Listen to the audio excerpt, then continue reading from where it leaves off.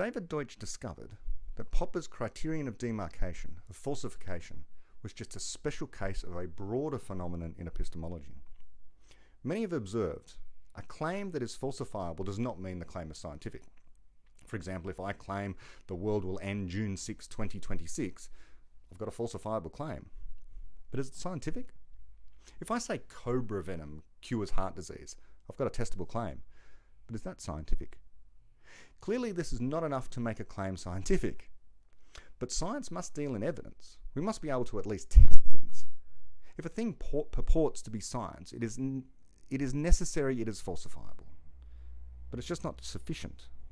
Popper made a huge leap in discovering falsification, and Deutsch took the next step. Good explanations are hard to vary. Now you can Google his TED talk called A New Way to Explain Explanation for this. But it was first hinted at in The Fabric of Reality. If your favourite beautiful theory is slain by an ugly fact, then if the theory is any good, you shouldn't be able to just change it a little bit in order to now explain what went wrong. Deutsch, in The Fabric of Reality, uses the following example. If you think eating a kilogram of grass cures the common cold, and someone tries and it doesn't work, so your theory is falsified, then if you come back with, oh, actually it's more like 1.1 kilograms, try again. This is called an ad hoc modification, making your theory easy to vary. And so we can reject the grass cures the cold theory and all infinite variants of it on that basis. We don't have to keep testing it. And it's fair for us to say, we know that grass doesn't cure the common cold. Does this mean we're sure it doesn't?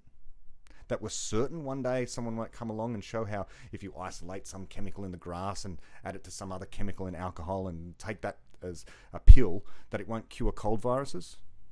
Well, no. We can never be sure, but we've no reason to think this is or ever will be the case. In science, what we need are explanations. True treatments for disease usually come with scientific explanations, mechanisms about cause and effect. They use words invoking viruses or bacteria and how they are deactivated or destroyed by chemicals. The grass theory doesn't do that. If I say penicillin kills the meningococcal virus, or meningococcal bacteria rather, by causing cell walls to burst so that bacteria is killed, it becomes hard to vary in its details. You can look under a microscope and test this theory. You can see that it is indeed penicillin, the chemical, and not some other that is involved. You can replace the chemical with something else and you'll find the cure doesn't work anymore. And doctors will prescribe just the right amount of penicillin in order to kill meningococcal bacteria in very narrow ranges. Too little and it won't work. Too much and it might be as dangerous as the disease itself. So scientific theories are hard to vary explanations of the physical world. And just one feature they have, which is hard to vary, is that they are falsifiable.